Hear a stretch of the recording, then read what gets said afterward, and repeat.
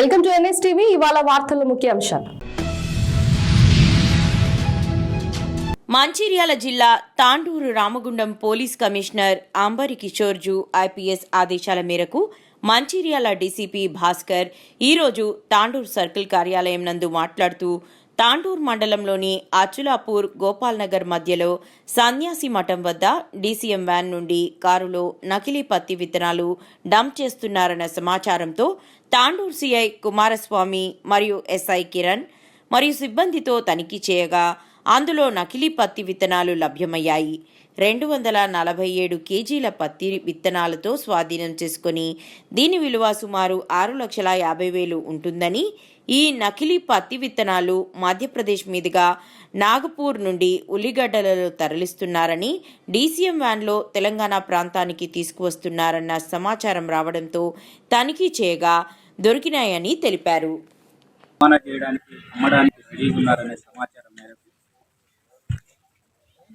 Tandur CI Kiran వాళ్ళ యొక్క team అక్కడికి వెళ్ళి నిషేధితమైన పత్తి విత్తనాలను పట్టుకోవడం జరిగింది. దీంట్లో ముఖ్యంగా DCM van driver Shedyam Sandeep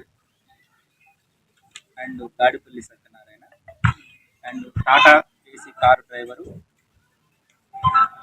okay Sai Kiran, వీళ్ళతో పాటు ఇక్కడ కొనడానికి వచ్చిన మైదం నారాయణ, కొత్తపల్లి రమేష్, కుంచె వెంకటేష్, గోడుపల్లి సత్యం, ఉప్పాల తిరుపతి, వీళ్ళని అరెస్ట్ చేయడం జరిగింది.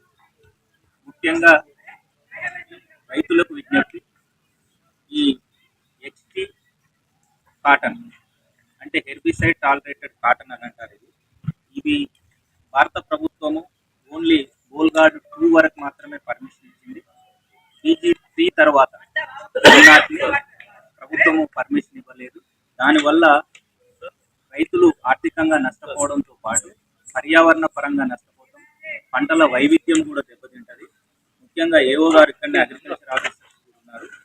దీంట్లో ఈ లూజు అన్సర్టిఫైడ్, చట్టబద్ధత లేకుండా, ఒక రిసిప్ట్ లేకుండా పత్తి విత్తనాలని రైతులకు వీళ్ళు అధిక డబ్బులతో ఆశపడి అంటగట్టడం వల్ల రైతులకు అవి మొలకెత్తకపోయినా, పంట అంతా చేతికొచ్చి పూత రాకపోయినా, తర్వాత ఏది రాకపోయినా ఇన్సూరెన్స్ కవర్ కాదు, పంట రాదు, పూర్తి ఆర్థికంగా నష్టపోయే అవకాశం ఉంది.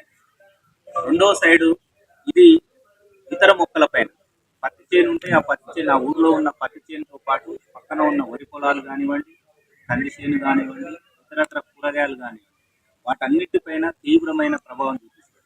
సో పర్యావరణము దెబ్బతింటుంది. మూడో పాయింట్ మానవుల ఆరోగ్యంపై కూడా, ఎందుకంటే ఈ BG3 ఎబో అంటే ఇది BG5 అని కొట్టినారు, యాక్చువల్గా BG3 వచ్చింది. దీంట్లో పశువులు తినడం వల్ల వాటి నుంచి మనము పాల పదార్థాలు తీసుకోవడము, ఎందుకంటే ఇవన్నీ జీన్ మాడిఫైడ్, చట్టబద్ధత లేదు, శాస్త్రవేత్తలు అప్రూవ్ చేయలేరు. ఇట్లాంటి వాటిని రైతులకు మాయమాటలు చేసి అంటగడుతున్నారు. వీళ్ళు చేసేది రైతులను ఆర్థికంగా నష్టపరచడమే కాకుండా పర్యావరణాన్ని కూడా చాలా ఇబ్బంది పడుతున్నారు. కాబట్టి చాలా సీరియస్గా తీసుకోవడం జరిగింది. తెలంగాణ రాష్ట్ర ప్రభుత్వం కూడా చాలా సీరియస్గా తీసుకొని ఈ సీడ్ ప్రొటెక్షన్ యాక్ట్ కింద PD యాక్ట్లో పెట్టడానికి కూడా పర్మిషన్ ఇవ్వడం జరిగింది. ఎట్లయితే రౌడీలు, గుండాలు, చండ వ్యతిరేక శక్తులు, యాంటీ సోషల్ ఎలిమెంట్స్ ఎట్లయితే ఉంటారో వాళ్ళతో సమానంగా ఈ నకిలీ విత్తనాలని సరఫరా చేసేవాళ్ళు, నకిలీ విత్తనాలు కొనేవాళ్ళు, ఈ నిషేధిత విత్తనాలను చేసే వాళ్ళకు కూడా సేమ్ PD యాక్ట్ కింద వీళ్ళని అరెస్ట్ చేసి పంపడానికి పవర్స్ ఇవ్వడం జరిగింది. కాబట్టి ఈ కేసులో ముఖ్య నిందితుడు మనోహర్ రెడ్డి అనే ఇతను జైపూర్ సంబంధించిన ఇష్టాపూర్ వాసి. ఇతని మీద గతంలో కూడా కేసులు ఉన్నాయి, ఇతను పరారులో ఉన్నాడు. ఇతని ద్వారా ఈ 5గురు మైదం నారాయణ, పొట్ల రమేష్, కుంచె వెంకటేష్, కోడిపల్లి సత్యం, ఉప్పాల వీళ్ళు ఇక్కడికి తెప్పియడం జరిగింది. అధిక ధరలకు రైతులకు అమ్మి లాభం చేసుకోవాలని.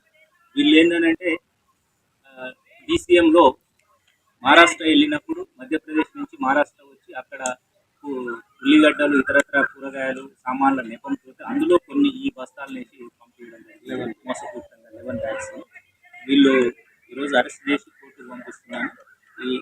ఈ విషయంలో ఇప్పటికీ మంచిర్యాల జిల్లాలో 4 కేసులు నమోదు చేయడం జరిగింది ఈ సంవత్సరం. ముఖ్యంగా ఈ ఎవరైతే నిషేధిత పత్తి విత్తనాలని అమ్మడానికి ప్రయత్నిస్తారో గతంలో ఇప్పుడు ఒక చరిత్ర ఉంది. దాదాపు మంచిర్యాల జిల్లాలో లాస్ట్ ఇయర్ అండ్ అంతకుముందు ఈ 5-6 సంవత్సరాల నుంచి కూడా 172 కేసులైంది. శ్రీ వెంకటేశ్వర కాలనీలో ఘనంగా పోచమ్మ తల్లికి బోనాలు, దేవాలయానికి పోటెత్తిన భక్తులు, అమ్మవారికి ఒడిబియ్యం బోనాలు సమర్పించిన మహిళలు. కరీంనగర్ నగరపాలక సంస్థ 8వ డివిజన్ అలుగునూరు పరిధిలోని శ్రీ వెంకటేశ్వర కాలనీలో గల శ్రీ పోచమ్మ దేవాలయం ఆదివారం రోజున భక్తులతో కిటకిటలాడింది. శ్రీ వెంకటేశ్వర కాలనీ ప్రజలు, మహిళలు పోచమ్మకు ఘనంగా బోనాలను సమర్పించి చల్లంగా చూడాలని వేడుకున్నారు.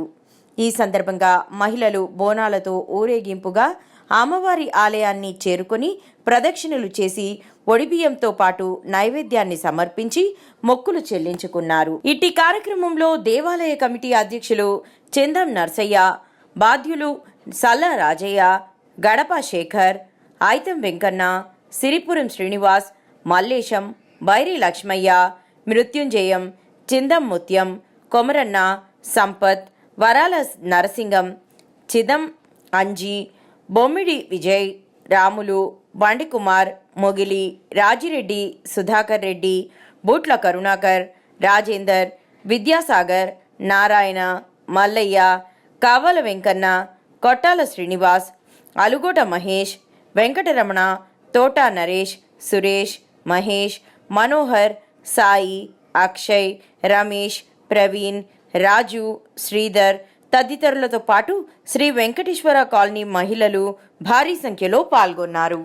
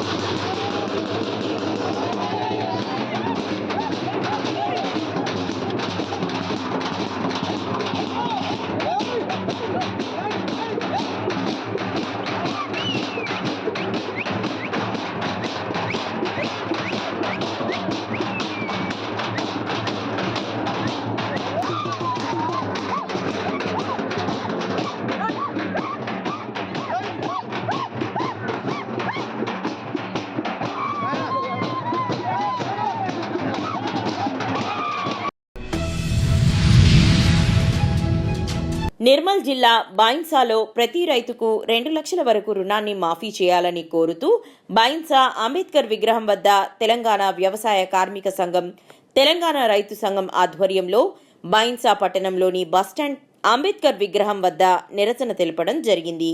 ఈ కార్యక్రమంలో తెలంగాణ వ్యవసాయ కార్మిక సంఘం జిల్లా ఉపాధ్యక్షులు గైని మురళీమోహన్, తెలంగాణ రైతు సంఘం డివిజన్ నాయకులు బాసా శ్రీనివాస్, రమేష్ గౌడ్, పాక్రే ప్రకాష్, ఓరగంటి సాయన్న, నగరం రాజు, అట్టే రావు తదితరులు పాల్గొన్నారు.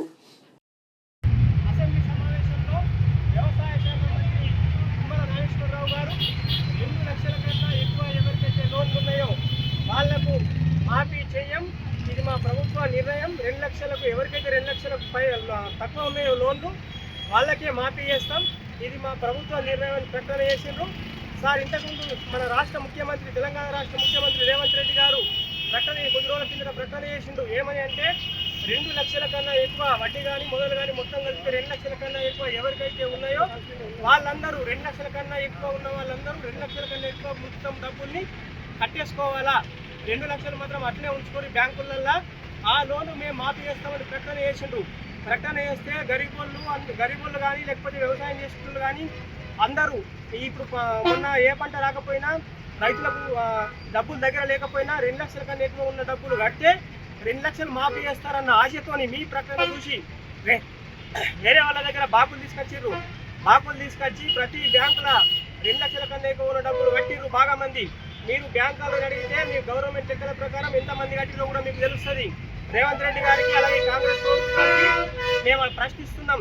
మీరు ఏ రకంగా రుణమాఫీ ప్రకటన చేసిర్రు? 2 లక్షల కన్నా తక్కువ ఉండాలంటే ఒక భార్య భర్తకు 4 ఎకరాల భూమి ఉంటే, భర్త పేట 2 ఎకరాలు, భార్య పేట 2 ఎకరాల భూమి ఉంటే ఒక్కొక్కరికి 1,20,000 లోన్ ఇస్తున్నారు. 2,40,000 రూపాయలు లోన్ అవుతున్నది. వాళ్ళ ఇద్దరు కలిపి 2,40,000 అయితే మీరు మాఫీ చేయడం లేదు. అలాగే ఒక రైతుకు 2 లక్షల లోన్ తీసుకుంటే 4 ఎకరాల రైతు ఒకళ్ళకి 4 ఎకరాలు ఉంటే 2 లక్షలు తీసుకుంటే వాళ్లకు వడ్డీ ఎక్కువైందని చెప్పి మాఫీ చేయలేదు. ఇంతకు మొన్న డిసెంబర్ 23 ఏదైతే 2023 డిసెంబర్ 23 కటాఫ్ డేట్ తీసుకున్నారో ఆ రోజుకు ఒక రైతుకు 2 లక్షల లోన్ ఉంటే అంతకుముందు ఒక 4 నెలల ముందు లోన్ తీసుకుని 2 లక్షల లోన్ తీసుకుంటే ఆ డేట్ వరకు 1,800 రూపాయల వడ్డీ పెరిగింది. 1,800 వడ్డీ పెరిగితే ఆ వడ్డీ పెరిగింది కదా అని 2,01,800 రూపాయలు లోన్ అయింది. ఆ 1,800 వడ్డీ పెరిగిందని మాఫీ చేయలేదు. అయ్యా రేవంత్ రెడ్డి గారు, మేము ఇప్పటికైనా మిమ్మల్ని ప్రశ్నిస్తున్నాం.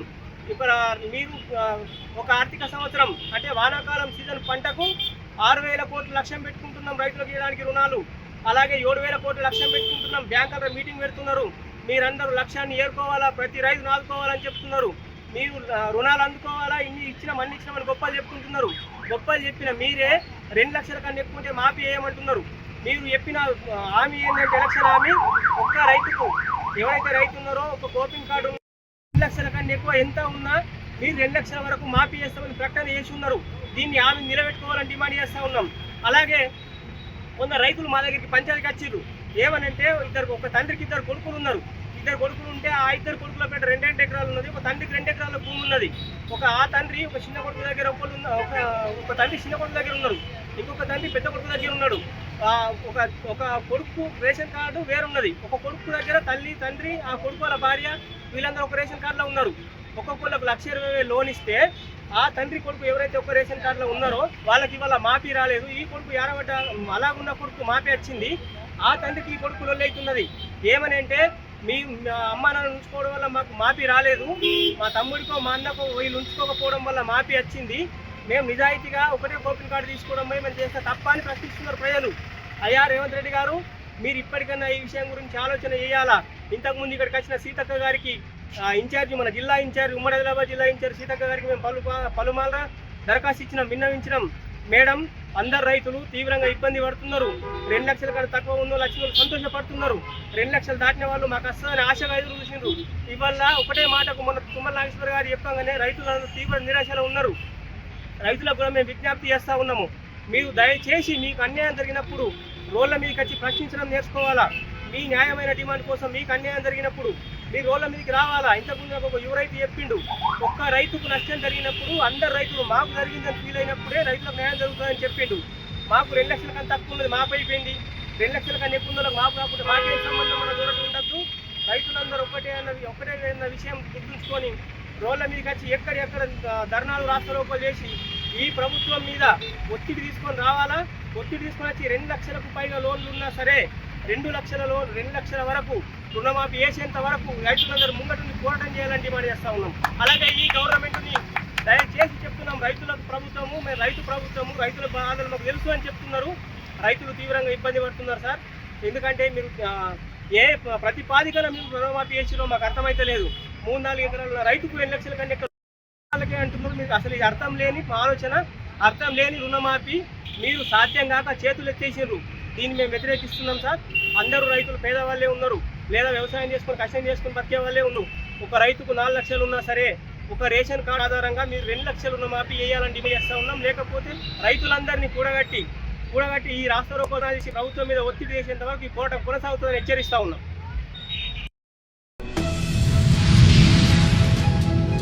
జగిత్యాల జిల్లా మెట్పల్లి బీజేపీ కేంద్ర మంత్రి బండి సంజయ్పై కోరుట్ల ఎమ్మెల్యే డాక్టర్ సంజయ్ తీవ్ర విమర్శలు చేశారు. యువత భవిష్యత్తులో ఆటలాడుతూ వారిని తప్పుదోవ పట్టించేందుకు బండి సంజయ్ ప్రయత్నిస్తున్నారని ఆయన ఆరోపించారు. నిన్న జరిగిన ఓ కార్యక్రమంలో బండి సంజయ్ మాజీ సీఎం కేసీఆర్పై దొంగ నోట్లు ముద్రిస్తున్నారని నిరాధార ఆరోపణలు చేయడంపై ఎమ్మెల్యే డాక్టర్ సంజయ్ అసంతృప్తి వ్యక్తం చేశారు. అసెంబ్లీ పాయింట్ వద్ద మీడియాతో మాట్లాడిన ఆయన గౌరవప్రదమైన కేంద్ర మంత్రి పదవిలో ఉన్న వ్యక్తి ఇలాంటి అసత్య ఆరోపణలు చేయడం బాధాకరమన్నారు. ప్రెస్ మిత్రులందరికీ నమస్కారం. ఒక బాధ్యత కలగాల్సిన ఒక కేంద్ర మంత్రి బాధాకరంగా నిన్న చేసిన వ్యాఖ్యలు జుగుప్సాకరంగా, బాధ్యత రహితంగా, రాష్ట్రానికి సిగ్గుచేటే కాకుండా దేశానికి కూడా సిగ్గుచేటు. బాధాకరం ఏంటంటే మా కరీంనగర్ ఒకప్పుడు మా కరీంనగర్ నుంచే స్టేట్ ప్రెసిడెంట్ అని చెప్పి అనుకున్నాం, కానీ ఇవాళ కరీంనగర్ ప్రజలు కూడా సిగ్గుపడే విధంగా దయచేసి బండి సంజయ్ గారు మిమ్మల్ని నేను రిక్వెస్ట్ చేస్తూ ఉన్నాను. ఒక తరం పిల్లలు మీ భాష వల్ల, మీ ప్రవర్తన వల్ల ఒక తరం పిల్లలు చెడిపోతూ ఉన్నారు. మీకు కూడా తెలుసు ఎలా చెడిపోతున్నారో పిల్లలు అని చెప్పేసి. మీ మీద నమ్మకం పెట్టుకొని కరీంనగర్ ప్రజలు మిమ్మల్ని 2 సార్లు పార్లమెంట్కి పంపించి ఈసారి మీరు కేంద్ర మంత్రి అయిన తర్వాత కూడా ఇప్పటి వరకు కరీంనగర్ అభివృద్ధి గురించి కానీ, తెలంగాణ అభివృద్ధి గురించి కానీ, మా విద్యార్థులకు ఉద్యోగాల గురించి కానీ, ఇక్కడికి రావాల్సిన ఫండ్స్ గురించి కానీ ఇప్పటి వరకు ఏ రోజు మీ నోట్లో నుంచి వినలేదు. దయచేసి మిమ్మల్ని రిక్వెస్ట్ చేస్తూ ఉన్నాను. ఈ పిచ్చివాగుడు, పనికిరాని మాటలు, వీధుల్లో మాట్లాడుకునే మాటలు దయచేసి మానుకొని మన కరీంనగర్ కానీ మన రాష్ట్రానికి కానీ రావాల్సిన నిధుల గురించి, మీ వెనకాల ఎందరో మంది యువకులు మీ భాషల వల్ల మోసపోతూ ఉన్నారు, చెడిపోతూ ఉన్నారు, వాళ్లకు ఉద్యోగాలు వచ్చే విధంగా అవి మాట్లాడండి. విద్య, వైద్యము, ఉద్యోగము ఇవి మాట్లాడడం మొదలుపెట్టండి. చాలా రోజుల నుంచి ఇవే రాజకీయాలు మీరు ఆడుతూ ఉన్నారు. ఇప్పటికన్నా మీరు ఈ రాజకీయాలు, చిల్లర రాజకీయాలు మానుకొని హుందాగా రాజకీయాలు చేస్తూ మీకు పెద్ద పదవి వచ్చింది ఇవాళ, మీరు కేంద్ర మంత్రి ఇవాళ, ఇప్పుడు కూడా వీధి రౌడీలాగా మాట్లాడితే సబబు కాదు. మన కరీంనగర్ యువకులకు, మన తెలంగాణ యువకులకు మీ వల్ల హాని జరుగుతుందన్న విషయాన్ని మీరు గుర్తుపెట్టుకొని దయచేసి ఇప్పుడన్నా మీ రాజకీయాల్లో మార్పు తీసుకొచ్చి మీరు మా కరీంనగర్ కానీ ఇవాళ తెలంగాణ రాష్ట్రానికి కానీ నిధులు తీసుకొచ్చడంలో కానీ ఉద్యోగాలు తీసుకోవడంలో కానీ వీటి గురించి మాట్లాడాలని చెప్పి మీకు కోరుతా ఉన్నాను. Thank you. జై తెలంగాణ. నిజామాబాద్ జిల్లా కలెక్టర్ ప్రజావాణి కార్యాలయంలో ఆదివాసీ హక్కుల పోరాట సమితి నిజామాబాద్ జిల్లా కమిటీ ఆధ్వర్యంలో జిల్లా జాయింట్ కలెక్టర్, లోకల్ బాడీస్ అథారిటీస్కి వినతిపత్రం ఇవ్వడం జరిగింది. రాజీవ్ యువ వికాసం పథకం గురించి నిరుద్యోగ యువతికి జీవన ఉపాధిని పెంపొందించే ఈ పథకంలో నిజామాబాద్ జిల్లా షెడ్యూల్ క్యాస్ట్, షెడ్యూల్ తెగలకు చెందిన నిరుద్యోగ యువతీ యువకులకు మొదటి ప్రాధాన్యత కల్పించాలని ఆదివాసీ హక్కుల పోరాట సమితి తుడుందెబ్బ నిజామాబాద్ జిల్లా కమిటీ మీడియా ఇన్ఛార్జ్ కట్టా నరేష్ కుమార్ నాయక్ తెలియజేశారు.